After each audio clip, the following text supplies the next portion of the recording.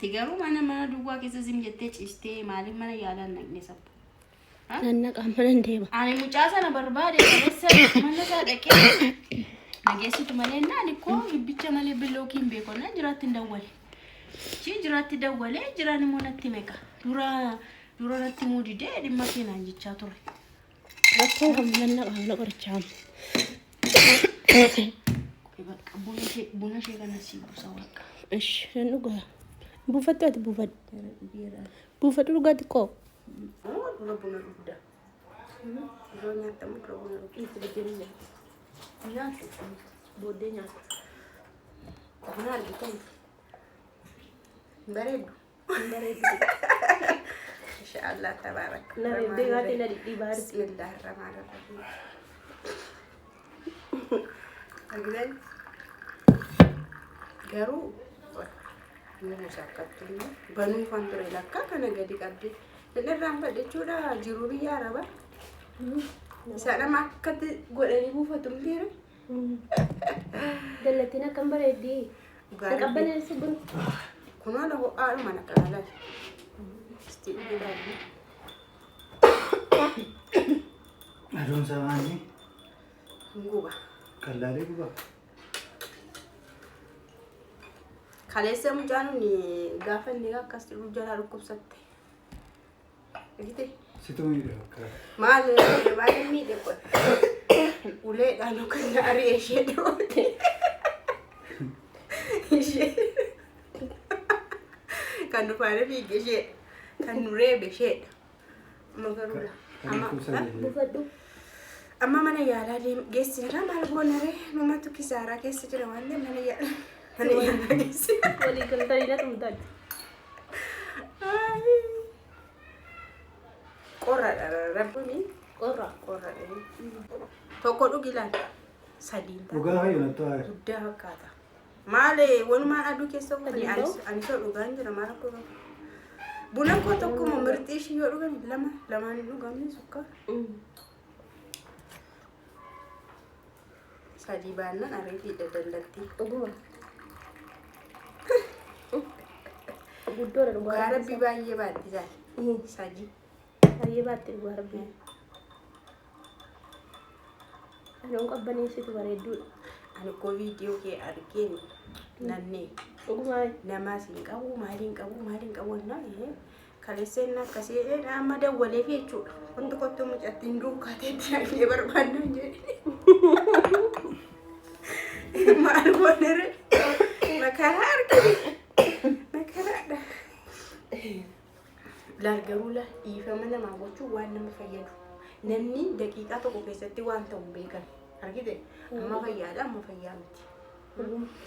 Amma too dhiifama naa godhee dhiifama daqiiqaa gidduutti guyyaa gidduutti namni waan biraatti jijjiiramuu danda'a. Anillee nan gaabbaati siin gaabbita. Argite amma gaafa namni dhukkubsatu gaafa maal ta'u horii natti fuunfatanii dhiifama naa godhaa dhiifama sinii godheera. Dhuguman ta'u. Miti Dursanii dhiifama waliif wajjin. dhiifama fuuldura ta'a diimatee achirra bitanii. Bareedaa sadii. Kun nyaata illee fiddee jirta. Deemillee kun as keessa jira. Kana namni hin dhabe jechuudha. Akkami ati fillee Maanan hin qabaam sadii hin qabaa. jiraanifu sadii afurma sadiidha walfaana gurguramu. Sadiidha. Kun isa xiqqaa isaatiin illee. Kun xiqqaa isaatii. Kan gosa akkasuma.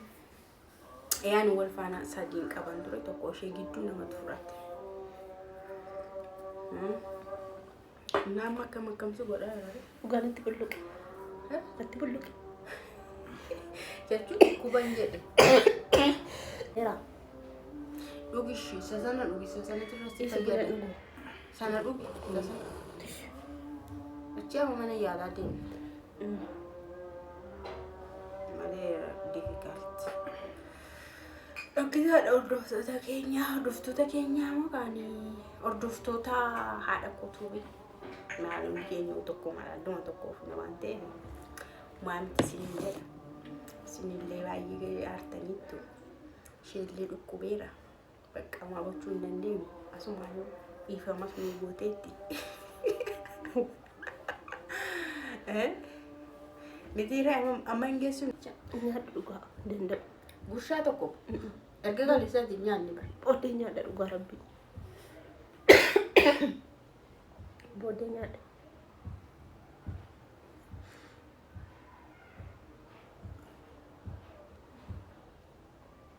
Ati maal dhunnee kan tokko buufadhu lakkee. Waaqa tokko dhugeera mana.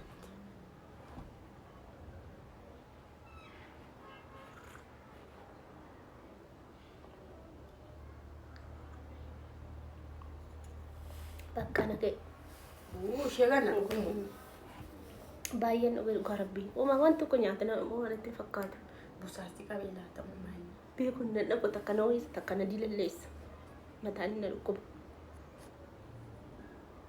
Busaasti qabee natti fakkaata waaqa. Ta'uu taalloo qufaa bichaa ta'e amma akkasiin godhuka. Mataa moo bichaa sun dhukkuba. Nyaata illee sin dhukkuba. Nyaata irra dhugee mammeela'u.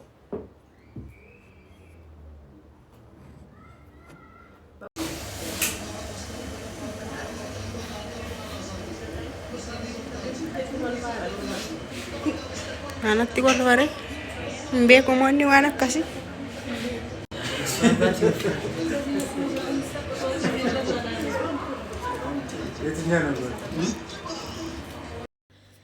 Akkuma isin viidiyoo argitanii kunoo marfee dhiiga na fuuchaa yeroo marfee waraannachuudhaaf dhiiguma nama marammaraa jechuudha amma. Silaa qofa manna dhukkubaa gawaan na dhukkubuun beeku inshaallah hundaaf walumaan baraa kunoo akkasitti namni jee isaa darbatu malee sirrii miti.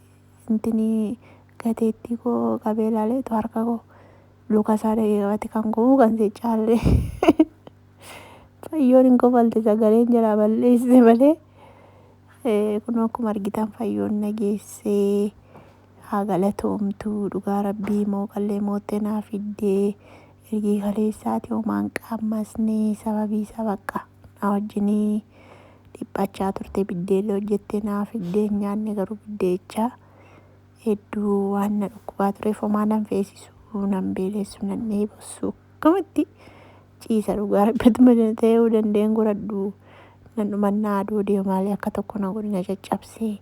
Na keessa fiigee na waraana bakka akkuma tokko na godhe sababa isaatti kunoo dhaqee fudhadhee qoricha walii dhukkubni koo dhukkubuma natti fakkaate sababa kanaatti intinii ta'e kunoo amma haala kanaan nan fayyadee mataa yaada du'aa na godhaa isiniin jedha uummata qarshii nan dhufa ammoo.